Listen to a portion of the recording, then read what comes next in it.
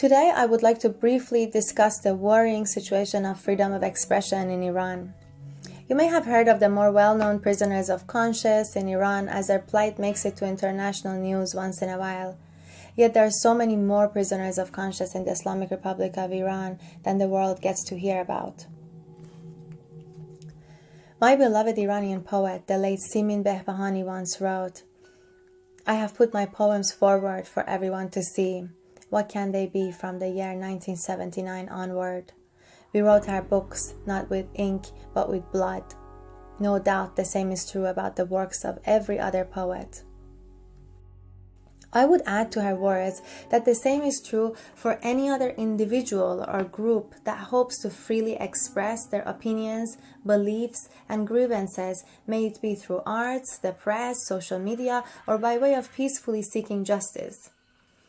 On the legal side of things, we know that Article 19 of the International Covenant on Civil and Political Rights, ratified by Iran in 1975, partially reads that everyone shall have the right to hold opinions without interference. Article 19 further states that everyone shall have the right to freedom of expression.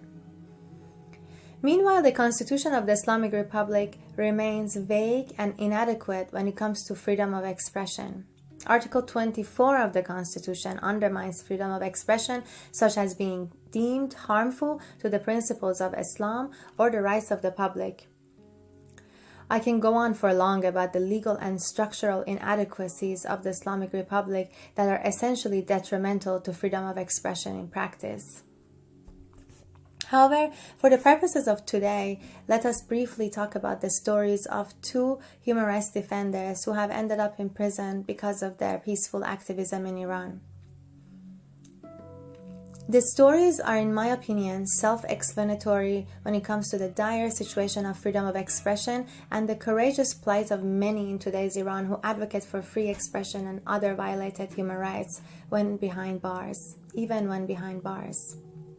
It is because of the courage, resilience, and persistence of Iran's human rights activists, artists, youth, women, minority groups, journalists, lawyers, and others that I stay hopeful despite the increasingly worrying news that emerge on the ground every single day. Let us visit Sepideh Qolian in one of Iran's most difficult prison facilities.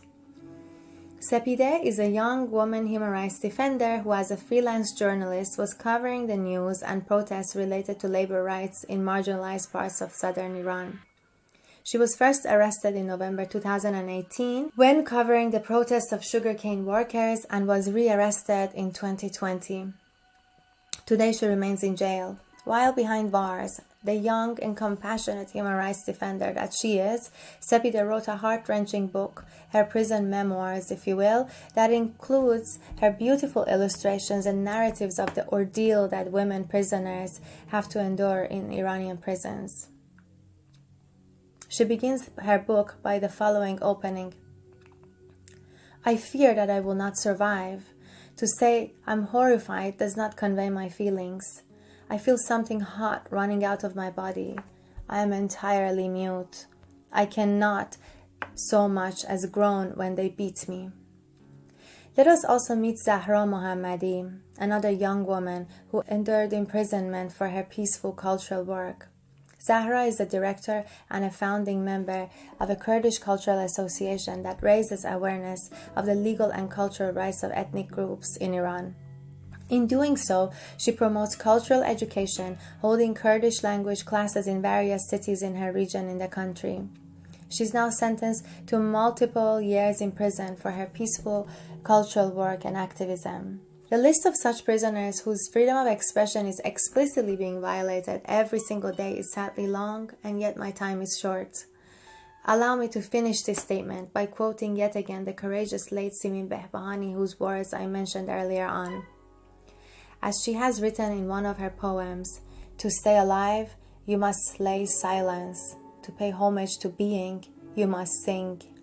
As evident in the contemporary history of Iran, the country's human rights defenders, independent arts and cultural circles, and others alike will not be silenced no matter how hard the censorship and repressive apparatus of the Islamic Republic intimidates, harasses, imprisons, and kills them.